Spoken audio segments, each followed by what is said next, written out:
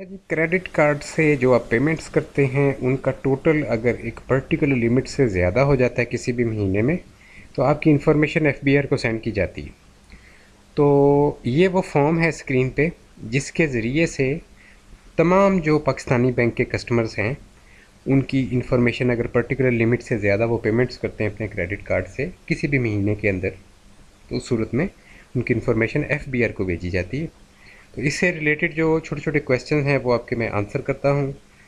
हम जो है एक्चुअल इनकम टैक्स ऑर्डिनेंस 2001 उसका जो सेक्शन 165A है फर्निशिंग और इंफॉर्मेशन बाय बैंक्स, उसके अंदर मैं जो है आपको एक्चुअल टैक्स इसका दिखा दूँ पहले। तो इसका सब सेक्शन 1 का क्लॉज सी है जो ये इसके बारे में है, क्रेडिट कार्ड के बारे में। तो यहाँ पे इन्होंने कहा है list of payments made by any person against bills raised in respect of credit card issued to that person aggregating to rupees 200,000 or more during the preceding calendar month। तो 2 लाख रुपए या इससे ज़्यादा टोटल पेमेंट्स जब आप करेंगे किसी भी महीने के अंदर, ठीक है, 2 लाख रुपए या इससे ज़्यादा टोटल पेमेंट्स, एग्रीगेटिंग का वर्ड यूज़ हुआ है। अगर सिंगल पेमेंट करते हैं फिर भी इन्फॉर्मेशन जाएगी, डेफिनेटली जाएगी, लेकिन अगर छोटी छोटी पेमेंट्स कर रहे हैं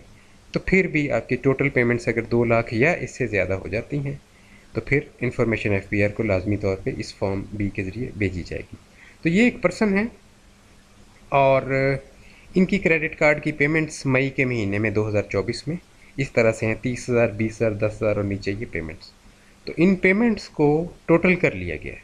तो ये 2 लाख या इससे ज़्यादा अगर हो जाती है, जैसे यहाँ पे 2 लाख से ज़्यादा फिगर आ गई है, तो फिर आपकी जो इन्फॉर्मेशन है वो फॉर्म जो है बी के ज़रिए से एफबीआर को भेजी जाती है। अच्छा, जब आपकी इन्फॉर्मेशन एफबीआर को भेजी जाएगी, इस पे एफबीआर क्या फिर एक्शन लेता है, इसमें वो देखते हैं कि मल्टीपल जब एक बंदा बहुत स्पेंडिंग कर रहा है, लाखों में, 10 लाख में, 15 लाख में क्रेडिट कार्ड से पेमेंट्स कर रहा है,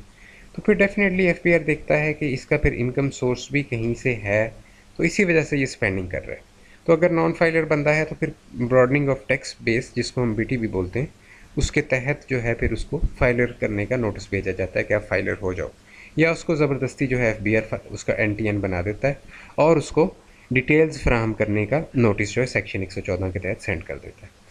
तो ये है कि ये फिर इसका मकसद ये होता है कि एफबीआर इन चीज़ों को इन्वेस्टिगेट करता है कि ये बंदा जो है एक्चुअली इतनी स्पेंडिंग कहाँ से कर रहा है। तो मिसाल के तौर पे आप फाइलर हैं और आपने इनकम कोई नहीं शो की हुई और आप स्पेंडिंग बहुत कर रहे हैं, तो एफबीआर जो है वो उसकी नज़र में आप आ जाते हैं और उनको पता चल जाता है कि ये बंदा हमसे झूठ बोल रहा है। ठीक है जी, ये अपना जो रिटर्न फाइल कर रहा है उसमें हमारे से गलत बयानी कर रहा है। ये कह रहा है जी कि मैंने 10 लाख साल में कमाया है और यहाँ पे ये 15 लाख महीने का खर्च कर रहा है।